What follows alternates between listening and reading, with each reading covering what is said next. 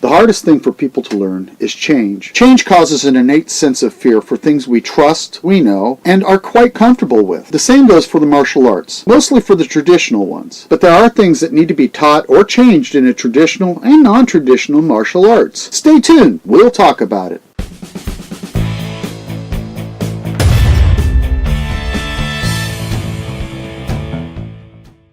Welcome to Shihan's Dojo. I'm Shihan Marty Husband, and I'm here today to help you build your martial arts skills or knowledge, or if you're here for the first time, tell you a little bit more about it. So if you're here for the first time, jab that subscribe button and punch the bell so we can notify you when we have a new video coming out. The question for today is, what aspects of the martial arts do you feel needs to be changed in whatever you train or do? Leave a comment so we can have a conversation going here. There's no doubt out there that traditional styles and many non-traditional styles need to change a little bit of the way they think. What I mean by that is really understanding what changes need to be done, since the past 100 years have led to different ideas and philosophies that were not prevalent in the early 1900s. Change is inevitable across the board for many things in life and includes the way we study, understand, and evolve our self-defense or training. Through the years, I've often looked at the techniques that have come up with that people were teaching me, and I have to tell myself this doesn't look like it's going to work in the real life. And sometimes when I look at it, chances are it really wasn't going to. But that type of knowledge just doesn't come except through knowledge or experience. This type of experience can either be shared or learned. I have mentioned in the previous videos about habitual acts of physical violence that Patrick McCarthy brought up in his studies on how the old martial artists used to build their styles or their way of fighting around what was common types of self-defense practices. One of the problems today is that most styles need to open their mind just a little bit. Now, as you can see, if you trained in any traditional styles, sometimes they can have a very closed mind.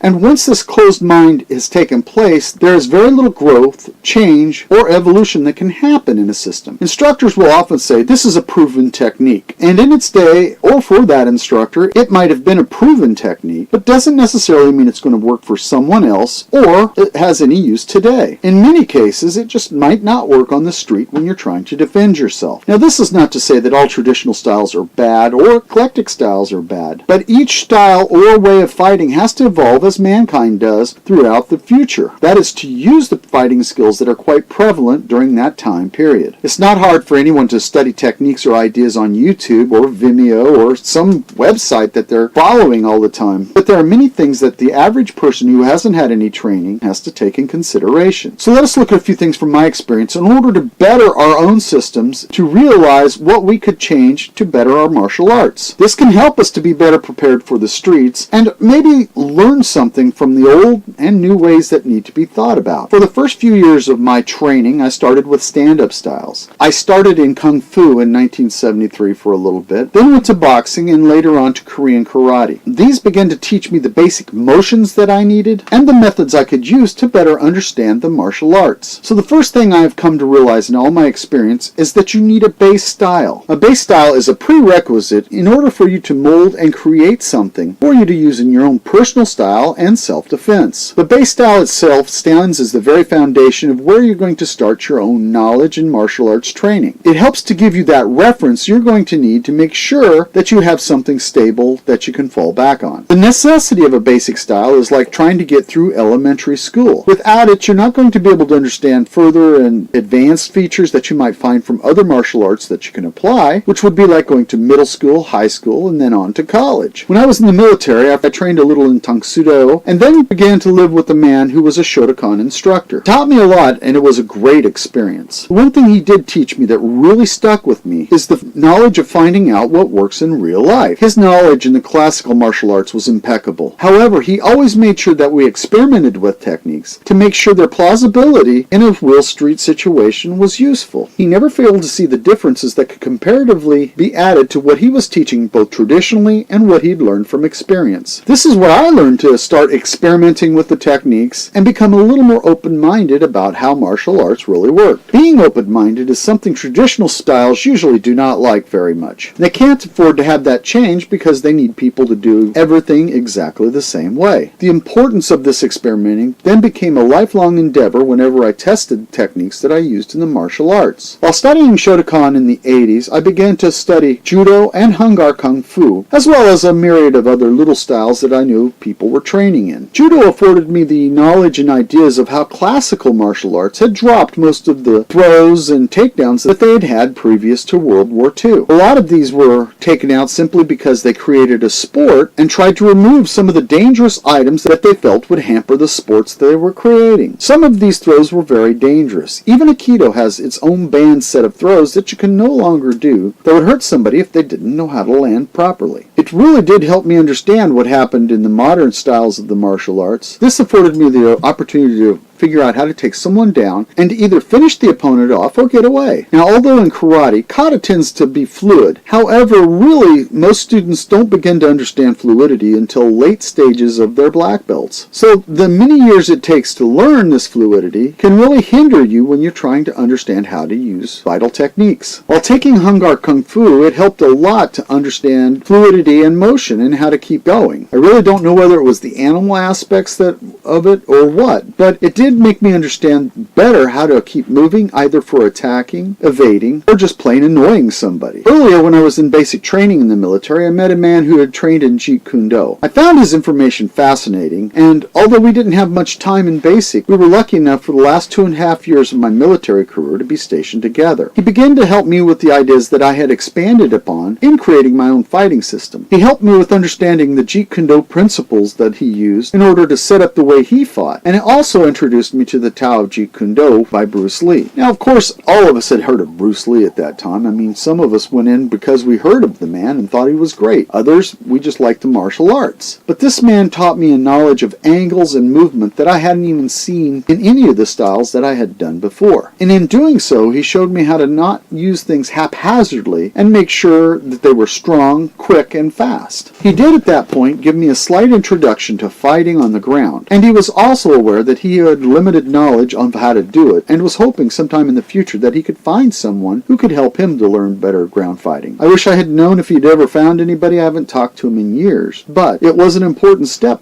because he had started showing me a part of the martial arts I had never really looked into. Now, in getting back to what he showed me in the Tao of Jeet Kune Do, it was almost like a theologian studying the different aspects in these broken up sayings that Bruce Lee had that somebody had tried to compile into a cohesive type of book. This book really changed my mindset into the way I looked at things. It taught me to go beyond what others were trying to teach me and helped me to understand how important it was to build your knowledge and not just know how to do it, but why to do certain techniques. This is something that I think almost all styles, usually traditional, miss in the study of their martial arts. In most cases, they want their students to read what literature they have and not really go out of the bounds or depths of it. I still find this situation where people are learning how to do something and not the whys as prevalent today as I did 40 years ago. Many times people have in their thoughts that this person teaching them knows what they're talking about, and that person might for themselves. But the problem with a lot of these martial arts is they don't always take into account the ideals that people have or the abilities that they have. Not everybody is the same and can do the same thing. So it's important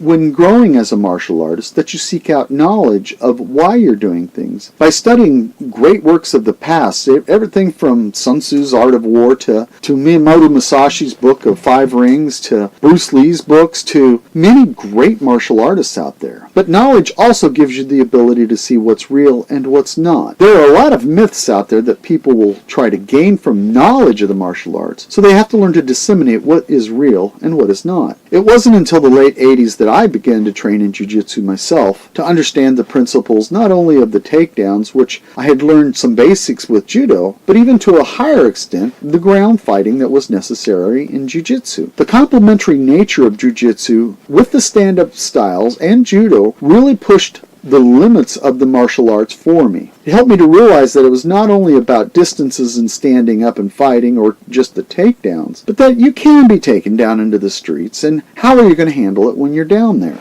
I have mentioned this several times. I think it's a fallacy when people say all fights go to the ground. Because in the fights that I've been in, most of the time it was the other person on the ground and I've never got there. I think the thing that people don't understand are the preconditions that exist in martial arts when you're doing self-defense. The first and foremost is there's really no one technique, one kill. There's always a precondition or a setup that will allow you to either get the punches in you need, or the takedowns, or take the person to the ground as needed. There has to be some diversion or some blow or stun that has to allow the person to lose concentration on what they are doing. I do feel that one of the rules here is if you don't learn some ground fighting, if you end up on the ground and somebody who knows just a little bit of jujitsu, you're in serious trouble. Jujitsu helps you to afford an understanding of situational defense and attack on the ground. Now, in reality, jujitsu was built for self-defense. It was not pleasant. It was not nice. The way it was taught in the past is you take your opponent apart so you can survive. And that was taken out of most of the traditional martial arts themselves. Though other people have taught me over the years, it wasn't until I met Professor George Anderson in the late 80s and started studying under him in the early 90s that my world and knowledge of the martial arts would grow again. His ideas of police tactics and of modern self-defense techniques was a pleasant thing to listen to. He refused to basically teach you anything in police tactics and self-defense if it wasn't going to work. Taijutsu, which is a part of the police tactics and self-defense, has been scrutinized by many different styles of martial arts, and if it was proven that a technique didn't work, it was not put in the Taijutsu program. In this Taijutsu program, they worked out realistic self-defense in pressure point tactics, as well as baton speed cuffing, knife defense classes, and handgun retention. He made sure that I objectively understand if I train something and it doesn't work for real, why use it or even train it? The habitual acts of physical violence, or HAP-V, is not the same as it was 100 years ago. But one has to now break down all the situational possibilities that can be prevalent in our day and age. This allows us to build up our ideals better for street fighting or weapons self-defense. Now, here's a little summary of the things we talked about here that I feel might need to be changed in the martial arts. First, make sure you have a base style. Second, learn to experiment with all your techniques to make sure they are really useful. Third, learn how to take somebody to the ground when necessary. Fourth, make sure your techniques are always fluid and in transition and movement. Understanding angles, understanding what you need to do in order to get into the opponent or get away. You have to understand the angles and the movements or it's of no use to you in fighting. Make sure you go out and understand the basics of the different types of fighting out there. If you have some knowledge of how people fight in certain styles or in their training, you can better handle and prepare yourself when a self-defense situation arises in this. This includes all the aspects of stand-up fighting, taking a person down, and ground fighting. Not only that, understand weapons such as guns and knives and how they can come into play for self-defense. Build up your knowledge of what you know. Don't just know how to do it, but why you do it, when you do it. Ask those questions you would if you were like a reporter. The last thing I'll recommend is something that's quite obvious. Find people who are serious about the martial arts and are willing not only to teach you something, but to learn something with you. This allows you to better keep on track of where you're going with your styles in martial arts, and then they can help you with both fallacies or problems that they might find along the way. Now, there are many more ideas that we could have stated or talked about here, but we don't have to follow a traditional rigid pathway or just take a little here and take a little there in order to understand self-defense. Until people understand that one style is not the best and no one fighter is the best, then the martial arts will never continue to evolve. Well, I hope you enjoyed this video, and I'm sure there are things I've missaid or done, but I want you to understand that you need to grow your martial arts. So if you enjoyed this video and got something from it, poke that little like button down there and share it with your friends so that we can make Shihan's Dojo grow. Don't forget to comment down there or answer the question of the day. What do you need changed in your martial arts system in order to make it better? Like I said, we'll try to answer those questions below as soon as possible. And we hope to see you again here on Shihan's Dojo.